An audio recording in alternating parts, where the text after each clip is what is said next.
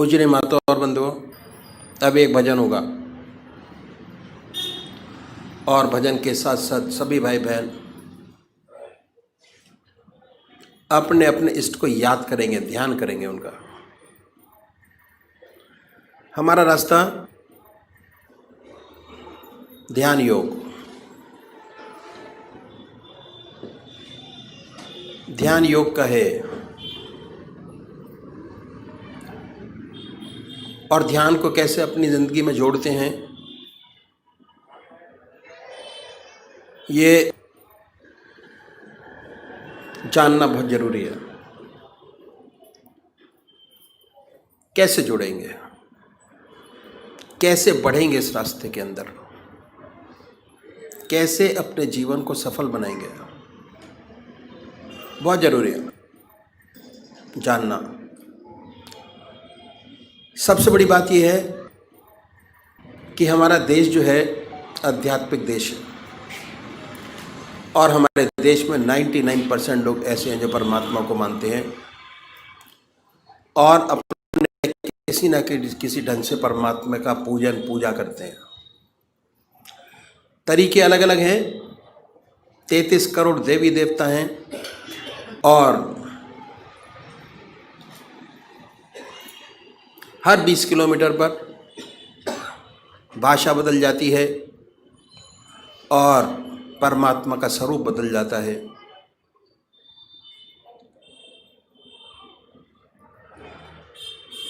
तो हम सब लोग जानते हैं कि परमात्मा ने हमें विवेक बुद्धि दी है, कर्म करने का अधिकार दिया है। बाकी 84 लाख योनियाँ भोग योनियाँ हैं। कितना सुंदर परमात्मा ने ये योनि हमको दी।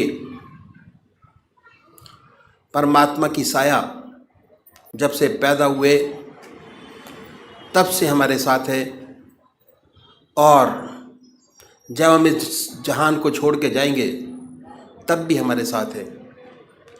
समझने की ज़रूरत है कि कैसे परमात्मा की कृपा जन्म से अंत तक हमारे साथ है।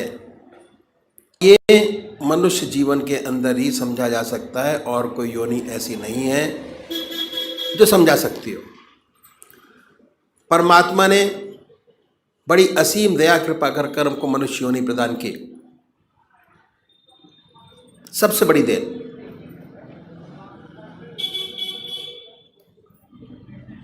और हमारे सामने हमारे कर्म जो हम पहले जन्म में करके आए, कितने जन्मों के सत्कर्म हैं हमारी आत्मा के साथ, वो ये प्रदर्शित करता है कि हमको परमात्मा ने फ्री कर दिया। बिल्कुल सब कुछ किया जा सकता है और जो आज कर रहे हैं उसका फल भोग आगे प्राप्त करेंगे। तो इसलिए जिस कर्म को पहले करके आए, अगर उसी कर्म को बढ़ाएंगे हमारा जीवन बड़ा सुंदर, और ये जीवन क्या अगले जो जीवन होंगे वो भी बड़ी सुंदर और सुखद पूर्ण व्यतीत होंगे। ये तो हो गई, present will be very good. तो सबसे पहले हमको क्या करना है, हम मंदिर जाते हैं, भजन करते हैं, कीर्तन करते हैं, आरती करते हैं। ये पहले तरीके की पूजा है, फर्स्ट स्टेप ऑफ पूजा। मंदिर जाना, भगवान जी को जल चढ़ाना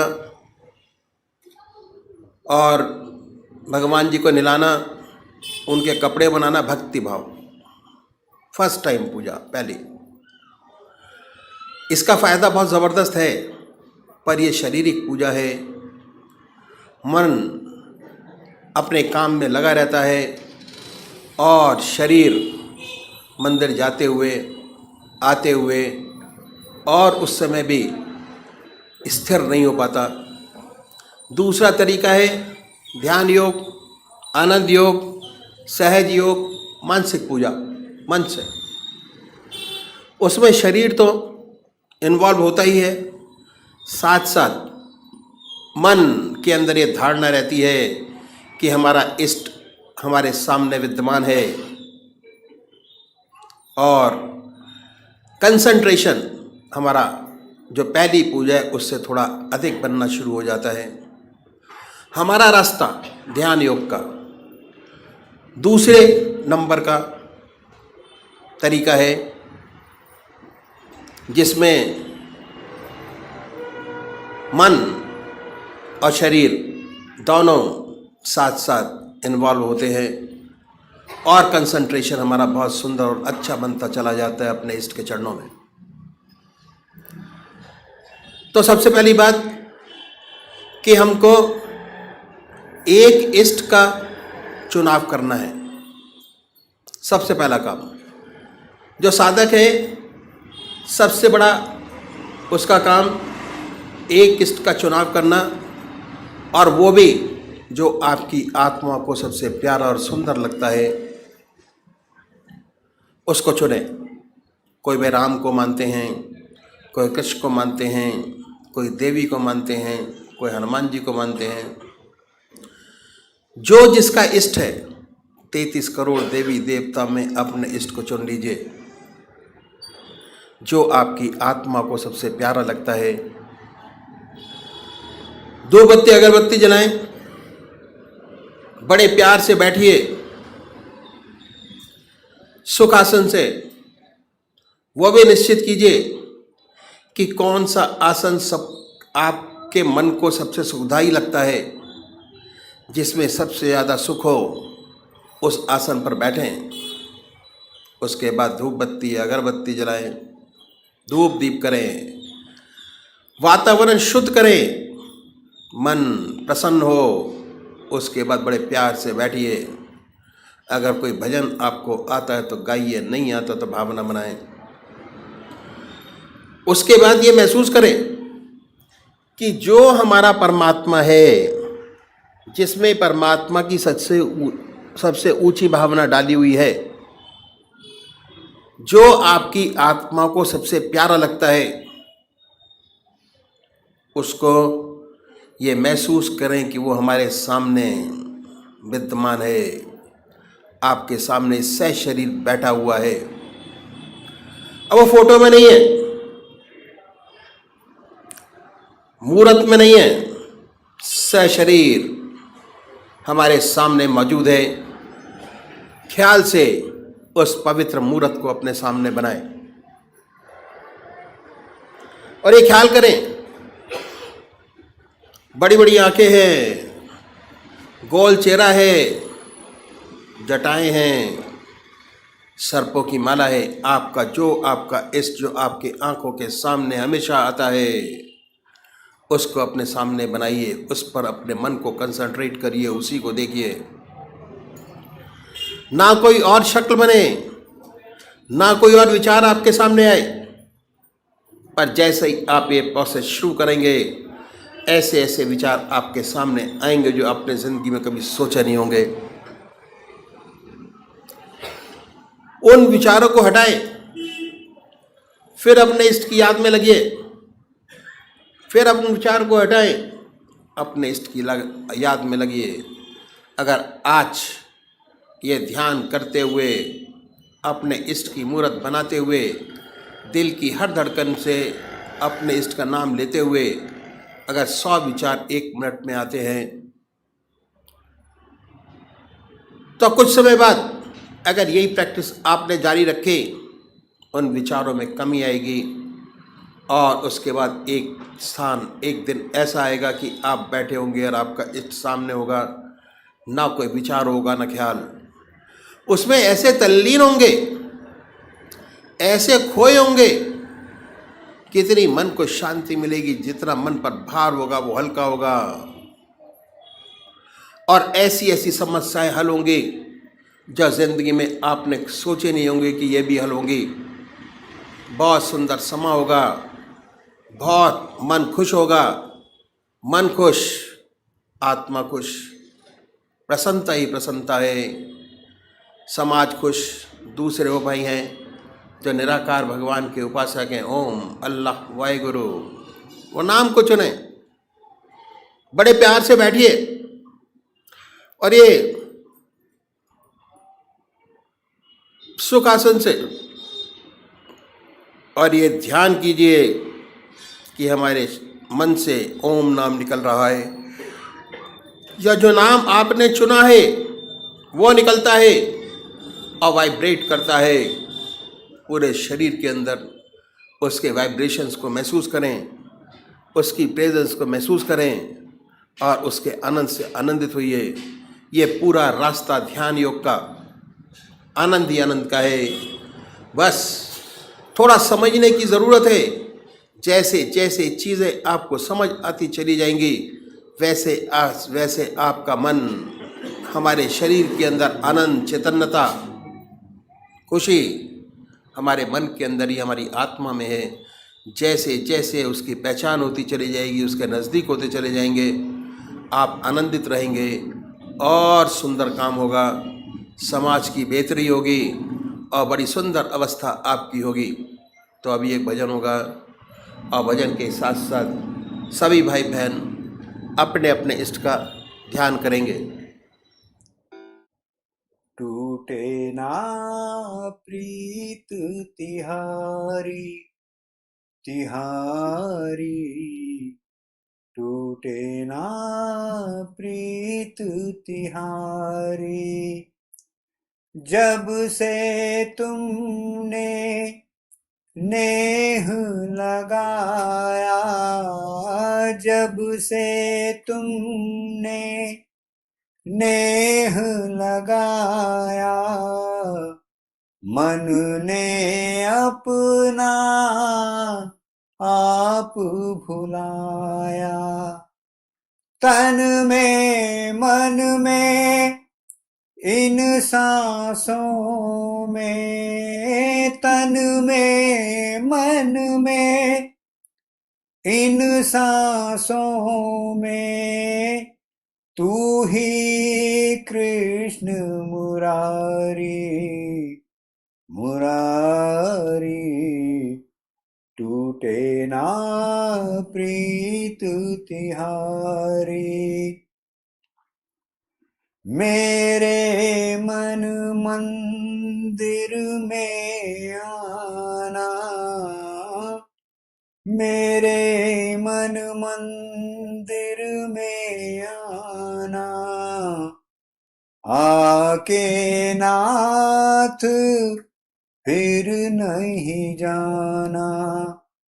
युगन युगन का नाता है ये, युगन युगन का नाता है ये, तू दाता मैं भिखारी भिखारी, टूटे ना प्रीत तिहारी। मैं हूँ जीव और तू है जीवन, मैं हूँ जीव और तू है जीवन, तू है मुक्ति मैं हूँ बंधन। अपनी शरण में लेके मुझको, अपनी शरण में लेके मुझको, विपदाएं सब टारी मुरारी, टूटे ना प्रीत तिहारी। जब से तुमने नेह लगाया, मन ने अपना आप भुलाया। तन में मन में इन सांसों में, तू ही कृष्ण मुरारी मुरारी, टूटे ना प्रीत तिहारी।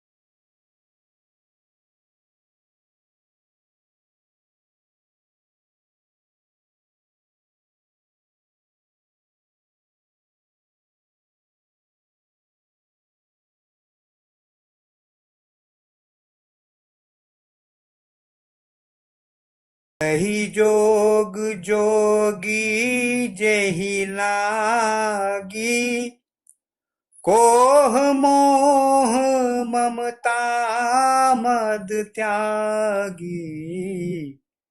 व्यापक ब्रह्म अलख अविनाशी, चिदानंद निर्गुण गुण राशि। प्रातः काल का सुहावना समय है। ये दास पूजनीय पापा जी के साथ घूमने के लिए निकला। हम लोग विक्टोरिया टावर पहुंचे तो घड़ी ने 5:30 बजाए। प्रातः काल की मंद बह रही है। प्राची की लालिमा फीकी पड़ चुकी है। पूर्व दिशा में सूर्यदेव मुस्कुरा रहे हैं। पेड़ों पर चिड़ियां चहचहा रही हैं। बगीचे में चमेली, मोगरा और गुलाब के फूलों की महक ने एक अनोखा ही समा बना दिया है। पापा जी इस रमणीक स्थान पर पहुंचकर और खाली बेंच देखकर बोले कि यहाँ थोड़ी देर विश्राम लिया जाए। हम लोग बेंच पर बैठ गए। बैठते ही वातावरण के माधुर्य से हमारा हृदय गदगद हो उठा। चिड़ियों की चहचहाट ने हृदय की हूक को कई गुना बढ़ा दिया। ऐसा मालूम होता था चिड़ियां उस परम पिता परमात्मा की याद में मग्न हैं और हम लोगों के हृदय में उस मालिक की गहरी याद बैठ गई। लगभग 15 मिनट मूक अवस्था में तथा आत्मानंद में गोते खाने के पश्चात पूजनीय पापा जी ने फरमाया कि अब यशपाल का उचित समय है कि वह बैत हो जाए। ऐसा श्री सद्गुरुदेव जी ने रात्रि में फरमाया। सेवक ने पूछा, पापा जी यह बैत क्या चीज होती है? पापा जी ने बड़े प्रेम पूर्वक समझाया कि बैत दीक्षा होती है और गुरुदेव जी की जब बड़ी असीम दया कृपा होती है तो किसी को बैत करते हैं। बैत करने के पश्चात गुरुदेव साधक को जीवन मुक्त कराने का पूरा भार व उसकी शिक्षा की पूर्ति का भार सब कुछ सिलसिले के किसी मुक्त आत्मा यानी बुजुर्ग के हाथ सौंप देते हैं और इसके पश्चात ऐसा शिष्य गुरु परिवार में पूर्णतया दाखिल हो जाता है। ऐसे शिष्य की जिम्मेदारी भी बड़ी जबरदस्त बढ़ जाती है। उसे पूर्णतया आत्मसमर्पण करना पड़ता है और गुरु की आज्ञा की अवहेलना स्वप्न में भी नहीं कर सकता, अन्यथा बड़े कष्टों का सामना करना पड़ता है और तब शिष्य जीवन मुक्त गति प्राप्त करता है। अगर सच्चा आज्ञाकारी है और सच्चे दिल से आत्मसमर्पण करता है तो बड़े आनंद में इस स्थिति को प्राप्त कर लेता है, जिसके लिए बड़े बड़े योगी कठिन तपस्याएं करते हैं और मुश्किल से प्राप्त कर पाते हैं। तुम्हारे ऊपर पहले से ही श्री सद्गुरुदेव जी की बड़ी कृपा है। बड़े बड़े पुराने अभ्यासी बैत की अभिलाषा लिए आते हैं, अनेकों बार प्रार्थना करते हैं, परंतु उनकी बैत नहीं हो पाती। तुम बहुत भाग्यशाली हो जिसके लिए गुरु महाराज ने अपने मुख से बैत के लिए फरमाया है। ये दास चुपचाप सुनता रहा। इसने उत्तर कुछ न दिया। इस दास के हृदय में ये शब्द घूमने लगे कि आत्मसमर्पण करना पड़ता है। आत्मसमर्पण क्या आसान काम है? आत्मसमर्पण के माने हैं आत्मा को अर्पण कर देना। कहने का तात्पर्य यह है कि मन में भी कोई विरोधी विचार न उठे। इस पतित के अंदर तो अनेक विरोधी विचार पैदा होते रहते हैं। इस दास ने पापा जी से पूछा, आत्मसमर्पण तो बड़ा मुश्किल है, कैसे होता है? पापा जी मुस्कुराए और कहने लगे, जब तुम्हारी बैत हो तो गुरु महाराज जी को लिख कर दे देना, तन मन और आत्मा आपके अर्पण करता हूं। बस फिर कोई विकार न रहेगा। बाकी आत्मसमर्पण जिस पर उनकी कृपा होती है सब अपने आप करा लेते हैं। जब मेरा बैत हुआ तो मैंने गुरु महाराज जी से यह कह दिया, तन मन गृहस्थ और आत्मा सब आपके अर्पण है। सब कुछ महाराज जी के अर्पण कर दिया और अपने राम ने तो चैन की बंसी बजाई। इसके बाद पापा जी ने फरमाया, मालूम है कि इस सेवक का बैत कैसे हुआ? अन्ना जी यानी पापा जी की धर्मपत्नी अध्यात्म में काफी तरक्की कर गई थी।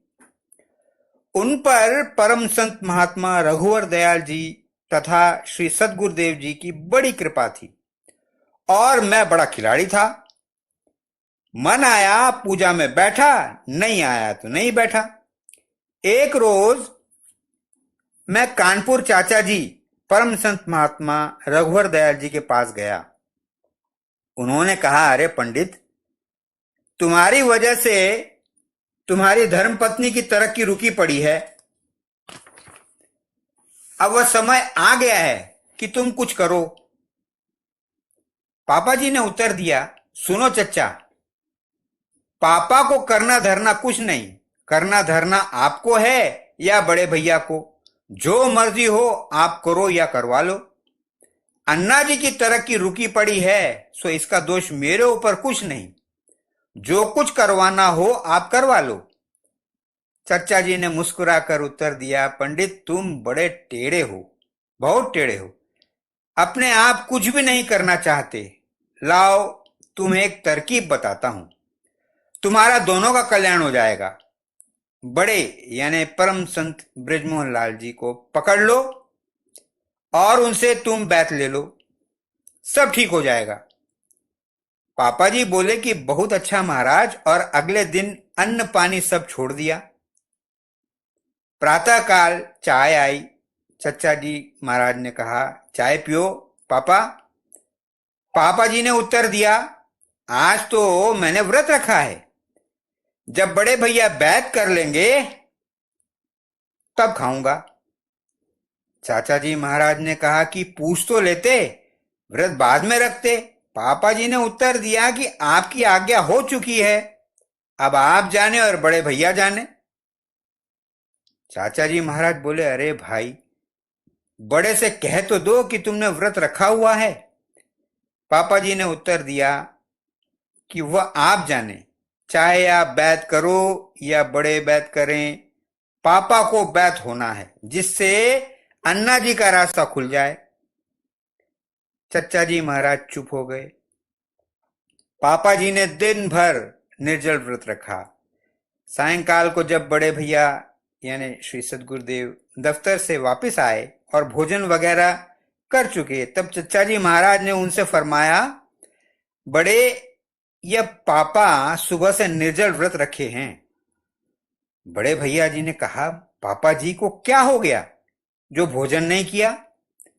चाचा जी महाराज ने कहा, बैत होना चाहते हैं इसलिए व्रत रखा है, आप पापा को बैत कर दें। बड़े भैया जी बोले, आपके सामने भला मैं कैसे बैत करूं? आप ही इनको बैत क्यों नहीं कर देते? चाचा जी महाराज बोले, नहीं भाई, इनका बैत तो तुम्हें ही करना है। लगभग रात्रि के 9 बजे मुझे बुलावा आया।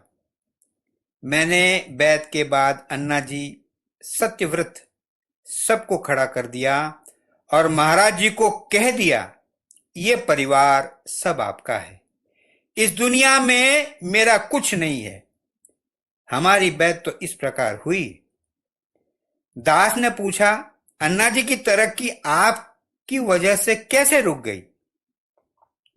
पापा जी ने उत्तर दिया कि हिंदुओं में शादी शारीरिक संबंध नहीं होता, बल्कि आत्मिक संबंध होता है। अध्यात्म में सच्ची तरक्की तभी होती है जब दोनों ही रास्ते में आगे बढ़ें। दास ने पूछा कि बैत के बाद अन्ना जी की तरक्की खुल गई? पापा जी ने उत्तर दिया, अरे भैया, अन्ना जी ने बड़ी तरक्की की। उनको सद्गुरु जी महाराज ने सत्संग कराने की आज्ञा दी और वह लखनऊ में त्रिपाठी जी के रहते हुए अलग सत्संग कराया करती थी। इसके बाद आपने फरमाया कि वह बड़ी भक्त थी और सद्गुरुदेव पर उनकी बड़ी श्रद्धा थी। वह तो सद्गुरुदेव जी महाराज से कहा करती थी कि जब मेरा शरीर छूटे तो मेरे शरीर का अंतिम संस्कार आप करें। गुरु महाराज जी कहते कि अन्ना जी, ये कैसे हो सकता है, वो तो पापा जी करेंगे, यह तो हिंदू धर्म के अनुसार नामुमकिन है। पर अन्ना जी की जिद थी। वो हमेशा यही कहती थी, मेरा संस्कार आपको करना पड़ेगा। गुरु महाराज जी हार कर चुप हो जाते। क्या कहते? अन्ना जी 24 घंटे बराबर भगवान की याद में डूबी रहती थी और उनका चेहरा हमेशा तमतमाता रहता था। जब वह बहुत सख्त बीमार हुई तो अक्सर उन्हें अकेला छोड़कर मुझे अस्पताल जाना पड़ता था। एक रोज ऐसा ही हुआ। जब वापस आया तब उन्हें लगभग भस्म हुआ ही पाया। बड़ा दुख हुआ कि यह क्या हुआ कि ऐसी भक्त और क्या मौत पाई, कैसे जल गई। कमरे का और सारा सामान ठीक ठाक था। अन्ना जी अपनी खाट में भस्म थी। बड़ा हैरान था। इतने में क्या देखता हूं कि खट्ट सद्गुरुदेव जी महाराज पधारे। बोले, पापा क्यों परेशान हो, इन्होंने बहुत ऊंची गति पाई है। इनकी अभिलाषा थी कि इनका संस्कार मैं करूं, वो कैसे हो पाता। आप चिंता मत करें। इनके प्राण निकल जाने के पश्चात इनके लिहाफ गद्दों में आग लगी, ये जलकर नहीं मरी। उसके बाद इनका शरीर भस्म हो गया। अब उठो और इनके सारे संस्कार करो। सब संस्कार करने के पश्चात जब हम सब लौटे, एकांत में उसी कमरे में इस सेवक ने 2 आसन बिछाए, एक अपने लिए, एक अन्ना जी के लिए। और जब मैं पूजन करने बैठा तो अन्ना जी मेरे बराबर विराजमान थी और बहुत खुश थी और मेरे साथ बराबर पूजन करती रहीं। मुझे पूर्ण विश्वास हो गया कि उनके प्राण निकलने के बाद उनके कपड़ों में अग्नि का प्रवेश हुआ। उसके बाद जब कभी भी मैं 2 आसन बिछाकर बैठता तो अन्ना जी हमेशा मेरे साथ पूजन में शामिल होती थी। भैया, अपने सद्गुरु सर्व प्रकार समर्थ हैं, उनके लिए कुछ भी नामुमकिन नहीं। पापा जी ने अपनी यह कथा बड़े प्रेम भरे हृदय से सुनाई और बीच बीच में उनकी आंखों से प्रेममय जल टपक जाता था। पापा जी ने फरमाया, आज तो दिन भर व्रत रखो और मैं गुरुदेव जी से प्रार्थना करूंगा कि वो आपको बैत कर देंगे। दास ने पूछा, बैत में क्या करना होता है? किसी विशेष वस्तु का प्रबंध तो नहीं करना होता? आपने उत्तर दिया, गुरु महाराज जी के लिए अगर संभव हो सके तो कोई वस्त्र और कुछ दक्षिणा जो आप देना चाहें दे सकते हैं। यही एक ऐसा अवसर है जब आप उन्हें कुछ दे सकते हैं। यही एक ऐसा अवसर है जब आप उन्हें कुछ दे सकते हैं। और भैया, हम लोगों का भी कुछ ख्याल रखना, कुछ मीठा मुंह हमारा भी हो जाए, कुछ प्रसाद रख देना और भैया गुरु महाराज जी के लिए कुछ पुष्प और पुष्प माला का इंतजाम भी जरूर कर लेना। गुरु महाराज जी को गुलाब के फूल पसंद हैं, अगर संभव हो सके तो 2-4 गुलाब के पुष्प मंगा लेना, क्योंकि धूप चढ़ चुकी थी और समय अधिक हो गया था। हम लोग घर वापस लौट आए। परमात्मा तू ही है, तेरी इच्छा पूर्ण हो।